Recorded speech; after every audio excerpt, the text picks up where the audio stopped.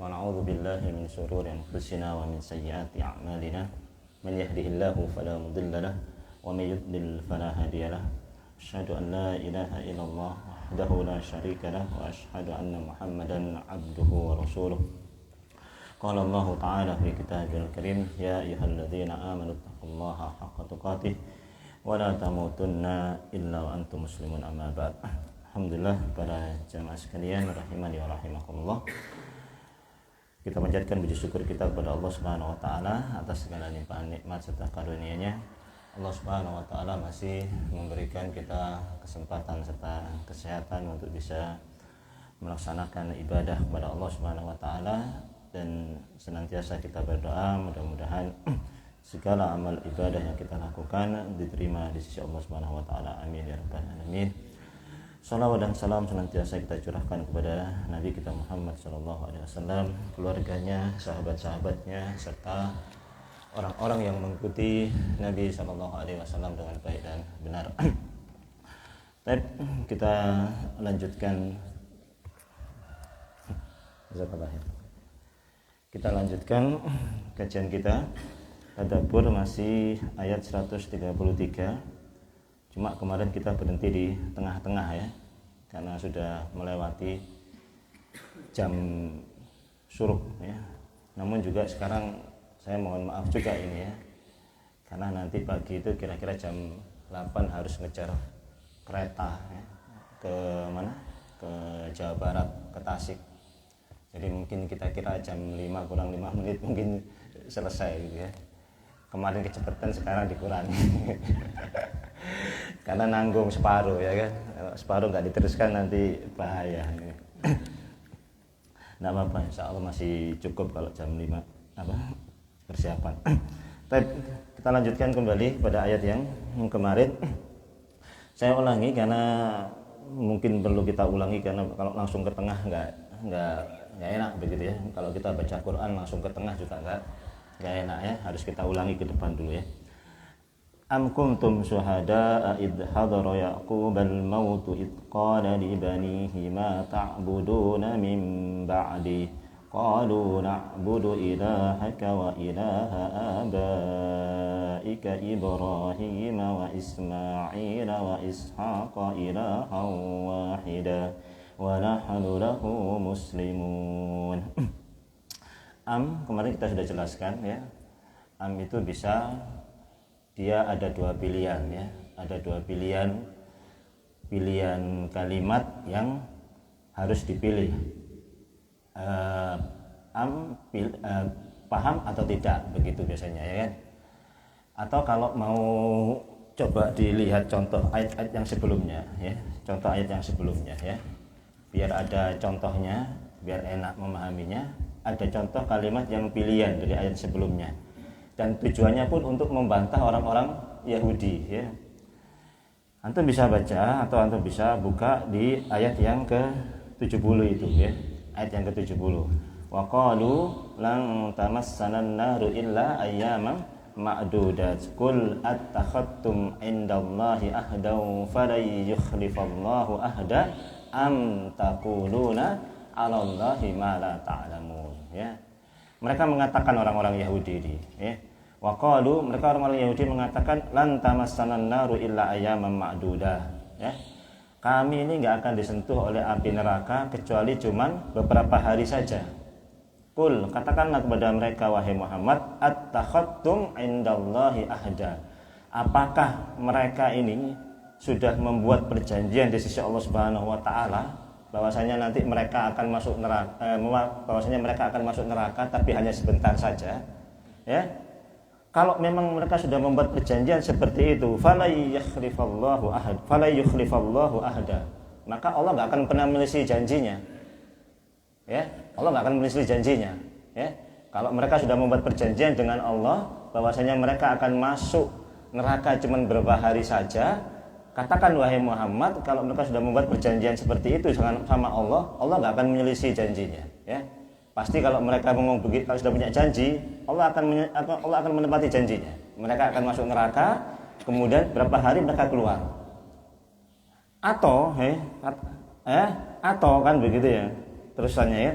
indallahi am taqulun, atau mereka itu mengatakan, ataukah am taquluna 'alallahi ma la ta'lamun, ataukah itu mereka itu hanya ngomong sesuatu yang enggak mereka ketahui. Paham ya? Ini lebih lengkap contohnya kan begitu ya. Ini lebih lengkap contohnya tentang apakah mereka itu ngomong begitu itu karena sudah punya janji, ataukah mereka itu ngomong yang mereka sendiri enggak tahu artinya. Mereka sendiri ngomong enggak punya ilmu tentang pengetahuan tersebut. Tentang klaim bahwasanya mereka akan masuk neraka cuman beberapa hari saja, habis itu keluar, nanti diganti oleh orang muslim, semuanya masuk neraka. Itu omongannya orang Yahudi. Dibantah sama Allah, apakah mereka ini sudah punya perjanjian sama Allah tentang masalah itu? Kalau mereka sudah punya perjanjian sama Allah tentang masalah itu, Allah nggak akan pernah menyelisih janjinya.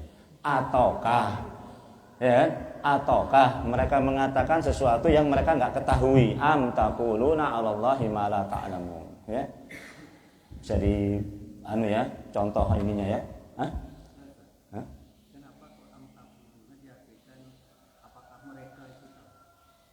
Kemarin bukan kalian menyampaikan mereka. Am taquluna, ataukah kamu sekalian mengatakan dia? Kamu sekalian? Tadi saya bilang apa? Mereka. Oh mereka ya. Am taquluna, kamu sekalian ya. Kalau mereka am yaquluna, oke ya. Maksudnya itu contoh ya, contoh pilihan ya. Am itu sebuah pilihan bahwasanya ini atau ini kan begitu. Kamu ngomong begini apa kamu begini kan begitu. Sama dengan ayat ini sebetulnya, am kuntum syuhada. Cuma yang sebelumnya kan tidak ada ini, ya kan? Kan sebelumnya nggak ada. Cuman ada kalimat sebelumnya yang tidak disebutkan ya. Itu fungsi am yang pertama ya. Fungsi am yang pertama itu sebagai sebuah pilihan ya, ataukah begitu ya. Tapi kalau langsung ataukah nggak bisa, kalimat itu langsung ataukah nggak bisa. Mesti ada pilihan yang sebelumnya, atau pilihannya nggak ditulis. Kemudian yang kedua, am kemarin kita juga berfungsi sebagai kalimat istifham, kalimat tanya kan begitu ya. Kalimat tanya yang fungsinya sebagai bentuk pengingkaran ya, seperti kemarin Ustaz Sufa'ad bilang apakah kan begitu ya.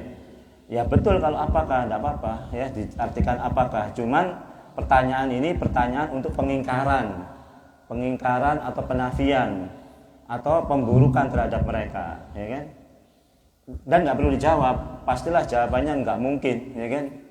Am kuntum syuhada. Kemudian kuntum ini kemarin kita terangkan, ini kembali kepada orang-orang Yahudi.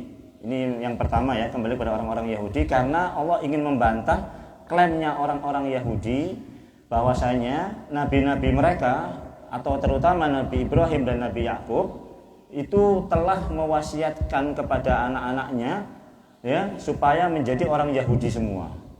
Mewasiatkan, didramatisir. Tapi itu klaimnya supaya lebih kuat, mereka dramatisir bahwasanya mereka itu telah memberikan wasiat supaya lebih kuat kan begitu ya. Diklaim bahwasanya Nabi Yakub dan ke bawahnya itu semua memberikan wasiat anak-anaknya harus jadi orang Yahudi semua.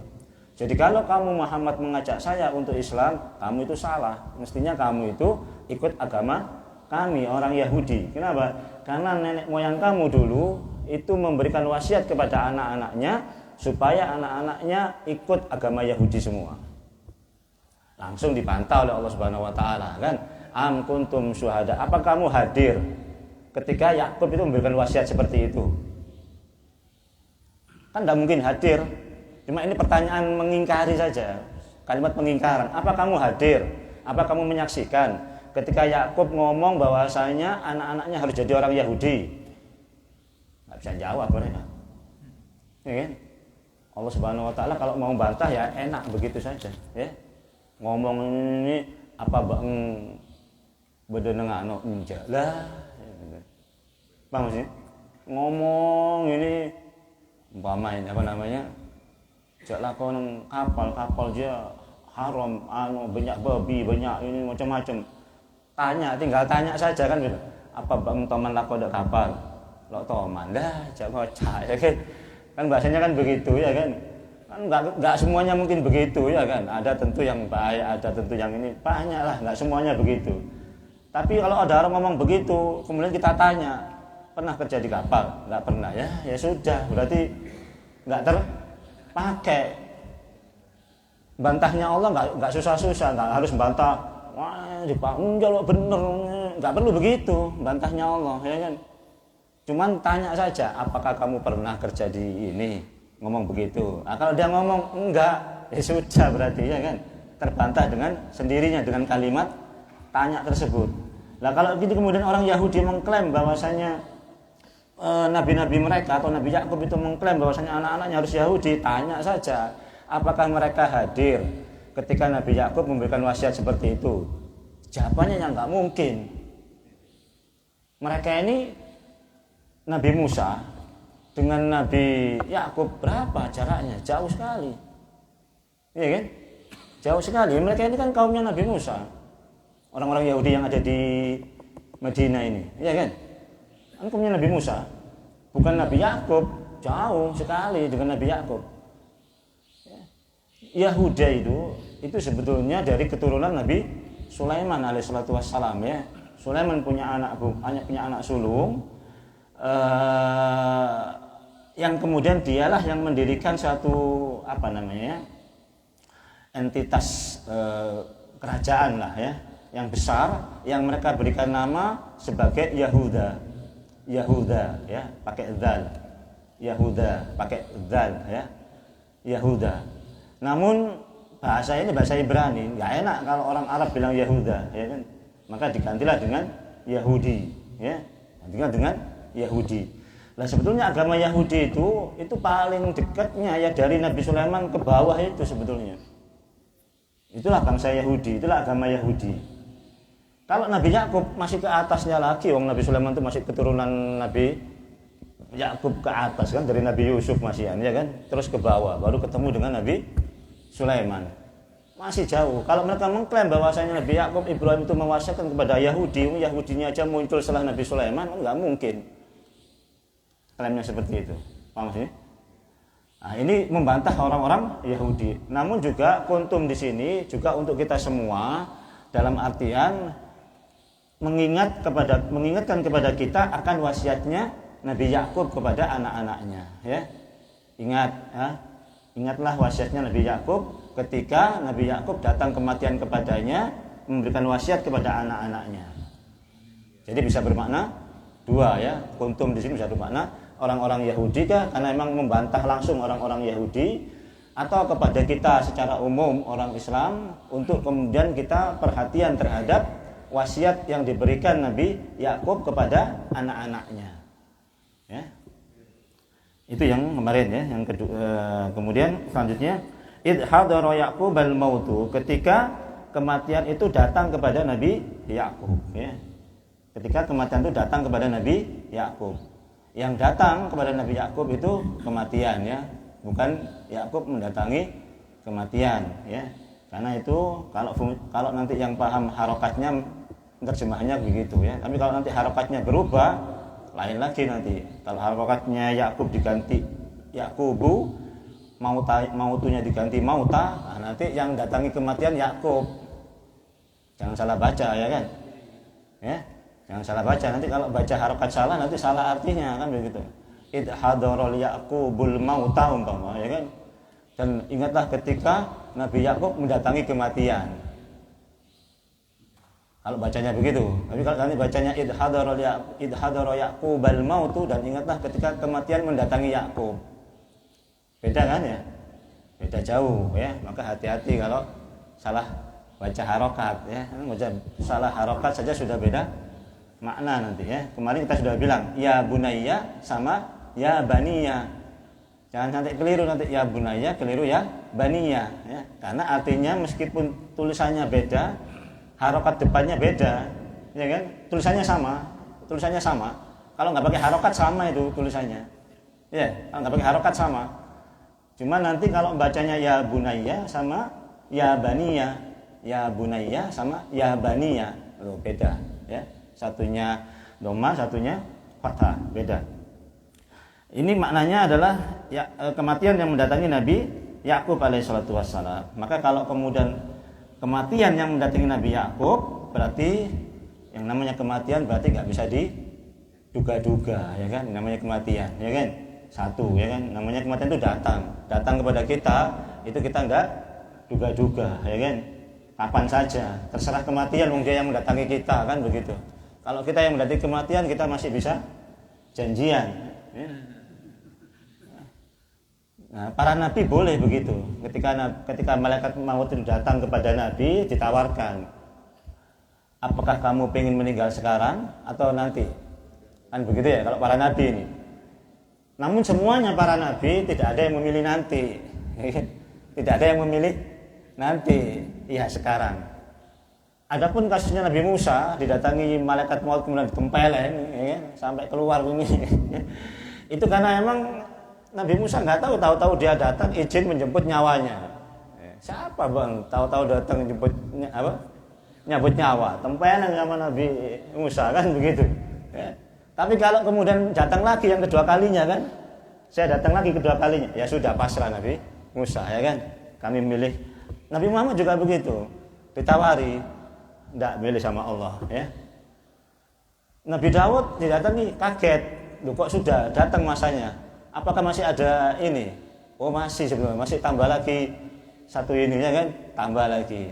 Bisa kalau para nabi bisa, tapi mau membuat tipe ya lo bisa janjian, ya. Datang mate ya kan, nggak pakai mele, ya kan, datang. Ini para nabi, Bu, bisa seperti itu, ya. Ini namun semua para nabi tetap memilih segera bertemu dengan Allah Subhanahu wa taala, ya. Kemudian selanjutnya karena dia datang karena maut itu yang datang dan dia mendatangi siapapun. Ya kita tahu sendiri lah, dia mendatangi siapapun, termasuk Nabi Yakub, tidak peduli, yang namanya nabi juga datang kematian, ya. Apalagi yang bukan nabi, jelas datang kematian, ya.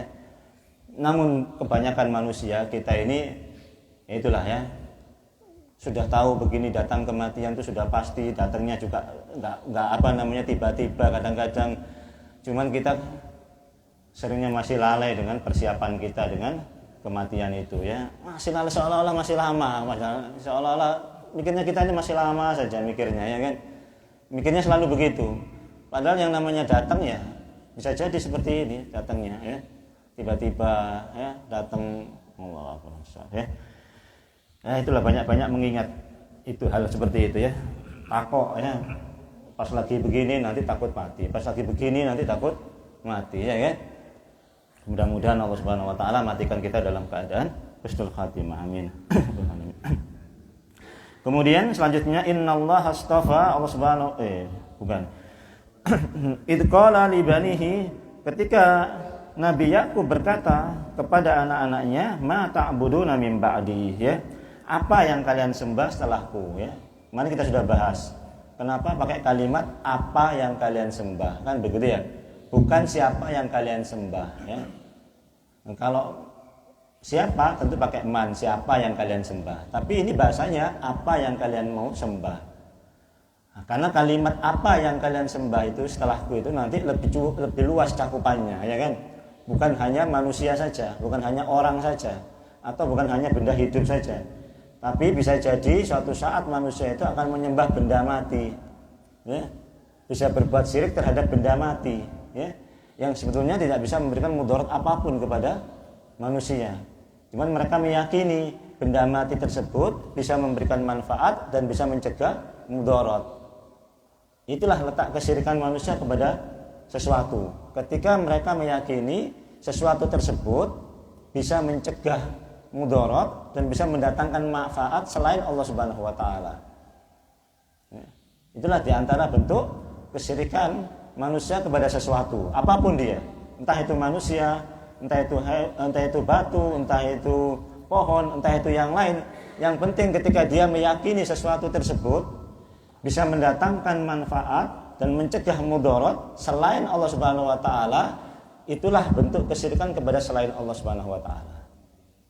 Itu saja intinya, ya. Intinya bentuk kesyirikan manusia kepada selain Allah, entah apapun bentuknya, hanya itu saja, ya, yang utama, yaitu apa? Meyakini sesuatu tersebut bisa mendatangkan manfaat dan bisa mencegah mudarat selain Allah Subhanahu wa taala. Ya. Maka tidak boleh meyakini adanya demikian. Kita harus meyakini mutlak 100% yang bisa mendatangkan manfaat itu hanya Allah, yang bisa mencegah mudarat hanya Allah Subhanahu wa taala. Nah, itu baru. Ya. Hatta Nabi pun kalau Allah Subhanahu wa taala terjadi, Nabi nggak bisa mencegah. Ya kan?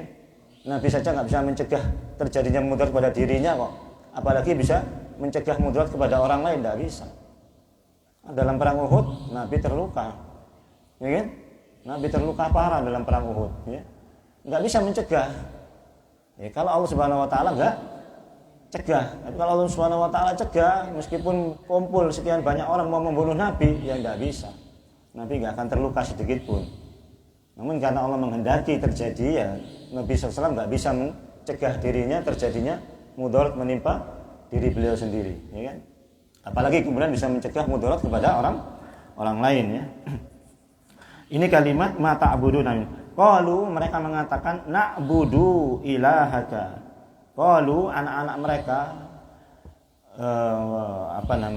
anak-anak Nabi Yakub, ya, mengatakan kepada bapaknya, qalu na'budu, ya, kami menyembah, ya, kami beribadah ilahaka, kepada ilahnya engkau, ya, kepada ilah engkau, ya, ilahaka, kepada ilah engkau, wa ilaha abaika, dan kepada ilah abaika, ya, ilahaka wa ilaha. Nah, itu wawunya wawu atof, ya, maktuf, ya, ilahaka wa ilaha, kan sama begitu ya bunyinya, ya, ilaha balik kepada ilahaka, jadi bunyinya sama, harokatnya pun sama, ya, ilahaka wa ilaha abaika. Nah, abaika barulah kemudian susunannya menjadi mudhof ilaih, ya, ilaha abai, ya kan, ilaha abai, karena dia mudhof ilaih kepada abai, ya kan, abai menjadi mudhofnya, ilaha itu menjadi mudhofnya, abai itu menjadi mudhof ilaihnya kepada ilaha tadi, ya. Kemudian tanya itu juga menjadi, akhirnya tanya juga menjadi mudhof ilaih kepada abai, abainya menjadi mudhof, tanya menjadi mudhof ilaih, ya, susunannya double begitu, ya, susunannya double, ya. Abai itu mudhof ilaih sekaligus sebagai mudhof, tanya itu juga sebagai mudhof ilaih kepada abai, ya. Wa ilaha abai, bapak-bapakmu, ya, bapak-bapakmu, ya. Ibrahim wa Ismail wa Ishaq. Siapa bapak-bapakmu itu? Ibrahim wa Ismail wa Ishaq, ya. Nah, kalimat Ibrahim ini sebetulnya juga badal daripada abaika. Badal daripada abaika yang dia mudhof kepada ilaha.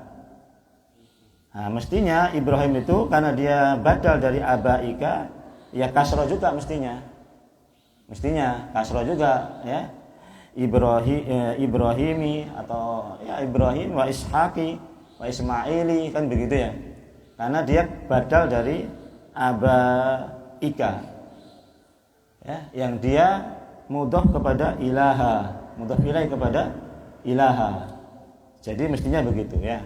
Cuman tetap saja Ibrahimah karena tidak bisa dikasroh, ya, alamat kasrohnya dengan fathah tadi, ya, niyabatan anil kasroti li'annahu mamnu'un minas sarfi, ya. Wallahu a'lam. Ini yang paham Pak Haryono, ini yang paham, yang paling paham Pak Haryono. Terus, ya, wa Ibrahim wa Ismail wa Ibrahim kemudian Ismail wa Ishaq itu menerangkan kata bapak-bapaknya itu tadi. Siapa sih sebetulnya bapak-bapakmu itu? Yaitu bapaknya Nabi Yakub, Ibrahim, Ismail, Ishaq. Ya, kalau Nabi Ibrahim masuk akal karena dia kakek, ya kan? Kalau Nabi Ibrahim, ya, masuk akal kalau dia kakek. Kemudian kalau Ishaq juga masuk akal karena memang dia bapaknya langsung. Ishaq bapaknya Nabi Yakub, Yakub anaknya Ibrahim. Jadi Yakub bapaknya namanya Ishaq, bapaknya Ishaq namanya Ibrahim, kan begitu, ya. Berarti Ibrahim itu kakeknya Nabi Yakub. Masuk akal kalau kemudian disebut bapak, ya kan? Masuk akal kalau disebut bapak karena dia kakek, kan begitu, ya. Kemudian Ishak, karena memang dia bapak, ya kan, masuk akal, jelas. Tapi Ismail itu bukan kakek, bukan paman, tapi dia bukan kakek, bukan ayah, tapi dia paman, ya kan? Tapi di sini disebutkan abaika itu bapak-bapakmu itu ya Ibrahim, ya Ismail, ya Ishak. Lah kok Ismailnya dimasukkan ke bapak juga? Padahal dia paman, kan begitu ya? Padahal dia paman. Nah, inilah yang kemudian jadi perdebatan para ulama nanti ya tentang masalah akidah bapak ibunya Nabi itu di mana ya. Ini yang diambil perdebatan para ulamanya. Jadi satu, kenapa Ismail kemudian masuk dalam kategori bapak? Kalau dalam bahasa Arab, Ismail ini kalau saya ingin mengatakan bisa babit bisa babit taglib, disebabkan karena taglib itu karena apa ya? Karena apa taglib itu? Mayoritas gitu ya. Ghalib, mayoritas. Dia di antara dua. Dia di antara Nabi Ibrahim dan dia di antara Ishak, yang kedua-duanya ini adalah bapaknya Yakub. Ngerti enggak? Maka secara ghalib, secara dominan Ismail harus dimasukkan juga sebagai bapak. Ngerti enggak? Karena penyebutan yang dominan bapak itu kakek sama ayahnya langsung. Kalau paman itu jarang. Yang dominan, ya, yang dominan kakek sama bapak. Di sini kan dia kakek sama bapak, Ibrahim sama Ishak. Ismail itu paman. Karena yang dominan itu dua, maka Ismail itu dimasukkan sebagai bapak juga. Karena yang dominannya bapak sama kakek. Contoh ya, saya ingin menyebutkan contoh. Qamarani, kalimat qamarani, 2 bulan. 2 bulan ya kan? Namun yang dimaksud 2 bulan ini ya matahari dan bulan. Kenapa disebut bulan? Karena yang paling dominan disebut oleh seseorang itu bulan. Iya enggak? Bulan yang paling dominan. Antum mau memuji istri antum umpama, ya kan? Wajah antum seperti bulan purnama, kan enggak? Kan begitu kan? Kan enggak mungkin wajah kamu seperti gerhana matahari, kan enggak mungkin, ya kan? Ya, kan enggak mungkin, ya kan? Pastilah seperti gerhana bulan yang indah, kan begitu? Enggak mungkin gerhana matahari. Ya. Atau kalau para ulama menyebutkan fadlul alim 'alal 'abidi kafadlil qamari 'ala sairil kawakib, ya. Perumpamaan seorang ulama terhadap para ahli ibadah itu seperti perumpamaan bulan di antara bintang-bintang. Kan begitu. Bukan perumpamaan matahari di antara bintang-bintang atau perumpamaan matahari yang enggak ada. Enggak ada. Ya, yang paling banyak ya bulan. Sehingga kalau disebutkan qamarani 2 bulan, maksudnya itu bulan matahari dan bulan. Karena yang dominan itu adalah bulan ini. Paham maksudnya?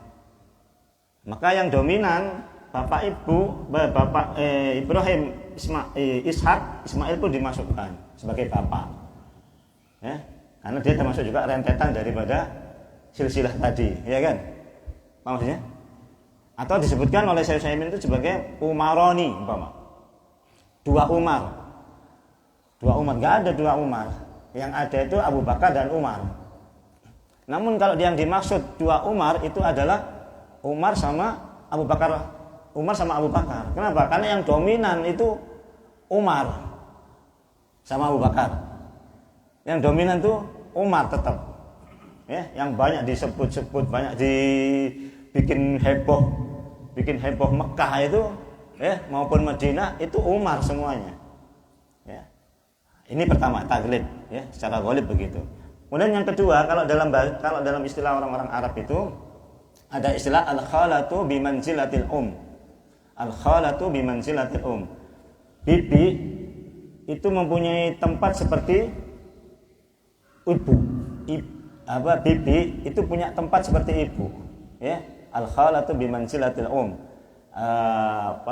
paman atau bibi itu punya tempat seperti ibu posisinya. Demikian juga paman, al-um bimanzilatil ab. Al-um bimanzilatil ab. Paman itu mempunyai posisi seperti bapak. Dalam kaidah bahasa Arab begitu. Silsilah dalam orang-orang Arab begitu, ya kan? Paman itu mempunyai posisi seperti bapak. Bibi juga mempunyai posisi seperti ibu. Maka berhati-hati dengan perlakuan kita kepada paman. Ya. Nggak ada ayah, itu paman itu sudah gantinya ayah. Ya. Jadi perlakukan dengan baik sebagaimana kita memperlakukan kita kepada ayah kita, paman-paman itu. Ya. Bibi juga begitu. Kalau nggak ada ibu, bibi itu diperlakukan seperti ibu karena dia di posisinya sama seperti dengan ibu. Nah, maka kemudian disebutlah abaika itu termasuk Nabi Ibrahim, Ismail dan Ishak. Paham sini? Ya. Padahal dia paman. Enggak apa-apa karena paman itu kalau orang Arab bimanzilatil ab. Dia punya posisi seperti bapak. Ya. Saya juga waktu kecil ya tinggal sama kakek. Bapak saya itu sejak kecil sudah pelajar, puluhan tahun pelayaran enggak pulang-pulang ya. Sejak kecil sudah ikut sama kakek nenek di Surabaya. Saya manggilnya kakek sama nenek, ya bapak sama ibu manggilnya. Bapak ibu manggilnya, enggak manggil nenek kakek enggak. Justru sama bapak saya manggilnya kakak dulu. Kakak dulu manggilnya. Akhirnya sama orang-orang dibetulin. Salah, itu bapak gede dia. Oh, tentang bapak itu bapak. Akhirnya manggil bapak, awalnya manggil kakak dulu ya kan. Sama orang-orang dikasih tahu itu bapakmu bukan kakak. Akhirnya manggil bapak setelah dewasa, sudah agak tahu ini manggil bapak. Dulunya manggil kakak. Bapak kakek nenek saya panggil bapak. Nah, itu kalau nggak ada korina, maka yang dimaksud kakek itu bisa bapak, yang dimaksud paman itu bisa bapak. Itu kalau nggak ada korina, kalau nggak ada yang menyertai, keadaan yang menyertai. Contoh begini umpama, saya tinggal cuman sama paman saya umpama, ya kan. Terus orang datang kepada saya, tolong kasihkan ini kepada bapakmu. Ya. Tolong kasihkan ini kepada bapakmu. Padahal saya tinggal cuma sama paman saja. Berarti yang dimaksud orang ini dengan bapak itu siapa? Paman saya. Iya kan? Tapi karena nggak ada orang lain. Tapi kalau ada orang di situ ada bapak saya, di situ ada paman saya, maka bapak ya bapak, paman ya paman. Ya, bisa dipakai begitu. Bisa dipakai begitu, ya kan? Makanya kemudian jadi masalah itu. Abi wa abaka finnar kan begitu. Bapakku dan bapakmu di neraka kata Nabi, ya kan? Itu persoalan yang panjang itu, perdebatan para ulama. Karena bisa jadi yang namanya bapak itu paman. Menurut sebagian para ulama kan tuh. Nanti tinggal dilihat korinahnya, bagaimana korinah yang ada. Baik, itu ya. Bapak sudah, Ibrahim tadi posisinya sudah, ilahan wahidah, ilah yang satu ya, ilah yang satu. Di balik ilah ini supaya penegasan bahwasanya ilahnya itu tetap satu ya. Dikasih sifat wahidan. Wahidan ini sebagai sifat daripada ilahnya itu ya. Ilahnya ini sebagai badal daripada ilah yang sebelumnya atau sebagai penegasan daripada ilah-ilah yang sebelumnya. Wa nahnu lahu muslimun. Jadi diulang-ulang kata ilah itu supaya untuk penegasan, sama dengan kalau antum baca surat idza dukkatil ardu dakka wa ja'a rabbuka wal malaku saffan saffa, atau dalam surat binasiyatin nasiyatin kadibatin sebelumnya itu. Nasiyatin kadibatin khati sebelumnya itu. Surat Al-Alaq itu. Apa? Sebelumnya itu. Nasiyatin kadibatin khati'ah falyad'u nadiyah. Sebelumnya itu maksudnya. Apa?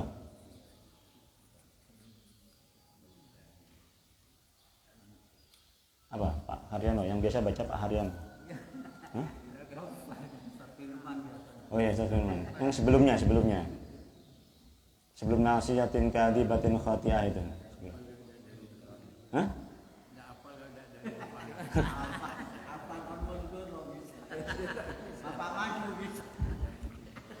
Iya emang, kalau mundur susah emang. Saya juga kalau mundur susah. Hah? Duh, al-alaq itu loh, nasiyatin kadibatin khati'ah faliyad unadiya. Ayat yang sebelumnya. Kalla la illam yantahina nasfa'an bin nasiyah. Terus nasiyatin kadibatin khati'ah, ya begitu ya. Itu kalau diwasolkan aneh kan begitu ya. Kalau diwasolkan jadi nggak enak ya kan. Apa tadi ayatnya? Apa tadi? Kalla la illam yantahina nasfa'an bin nasiyah. Nasiyatin kadibatin khati'ah, kan begitu ya. Jadi tidak enak ya kan. Makanya berhenti kemudian disambung lagi kan gitu. Itu sama saja dengan itu ya. Nah, wahidah. Wa nahnu lahu muslimun. Dan kami kepadanya berserah diri. Ah, ini kalimat yang perlu diteliti juga ya. Saya tanya sama antum ini. Mana yang benar? Dan kami kepadanya berserah diri atau kami berserah diri kepadanya? Hah? Yang betul menurut susunan ini SPOK-nya. Kami kepadanya berserah diri atau kami berserah diri kepadanya? Hah? Kami berserah diri kepadanya. Itu yang betul. Hah? Susunan SPOK bahasa Indonesia. Mas Firman ya? Iya.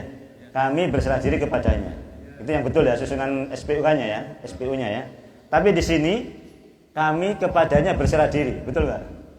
Susunan ini ya kalimatnya. Wa nahnu lahu muslimun. Dan kami kepadanya berserah diri, iya kan? Bukan kemudian wa nahnu muslimuna lahu. Paham ya? Kenapa kira-kira? Hah? Kenapa kira-kira? Hah? Lu kok ketawa? Hah? Maknanya hampir sama. Tapi kenapa kok didahulukan? Kok dirubah seperti ini susunannya? Kan ini tadabbur namanya. Kalau nggak tadabbur ya nggak saya tanya. Kalau nggak tadabbur ya sama aja artinya kan gitu selesai ya kan. Coba kalau kita lihat susunan bahasa Arab, ini susunan kaidah bahasa Arab ya. Wa nahnu itu apa? Mubtada ya. Khabarnya itu muslimun ya. Hah? Lahu itu susunan jar majrur, muta'alliq bil muslimun. Paham? Muta'alliq bil muslimun. Jadi dia didahulukan. Artinya paling tidak itu khabarnya didahulukan, ya kan? Karena lahu itu muta'alliq bil muslimun. Paham enggak? Lahu itu berkaitan dengan muslimun di belakang itu. Cuma lahunya ini ditaruh depan. Maka kemudian para ulama menyebutkan apa? Istifadu bil hasr. Dia mempunyai makna pembatasan. Paham? Iya kan aku juga ya. Sama itu dia punya pembatasan maknanya. Pembatasan apa? Kalau lahunya didepankan berarti pembatasannya semata-mata hanya kepadanya, pada Allah. Tapi kalau lahunya di belakang bisa kepadanya dan bisa kepada selainnya. Ngerti? Ya? Namanya pembatasan. Kalau pembatasan wa nahnu lahu muslimun dan hanya kepadanya, sudah kepadanya. Hanya dibatasi, hanya siapa? Ya hanya Allah, selesai. Tapi kalau wa nahnu muslimuna lahu dan kami berserah diri kepadanya dan kepada yang lain, bisa jadi karena nggak ada pembatasan kalau lahunya itu ditaruh di belakang. Tapi kalau lahunya ditaruh depan karena dia muta'alliq bil muslimun, khabarnya ditaruh di depan, jadilah dia pembatasan. Hanya kepadanya. Nah, begitu. Uniknya bahasa Arab begitu ya. Paham ini? Ya. Wallahu a'lam bishawab ya. Ini yang bisa. Ya, wallahu a'lam bishawab. Ini masih kita berputar masalah susunan kalimatnya ya. Insyaallah pada pertemuan yang akan datang kita lanjut pada faedahnya ya.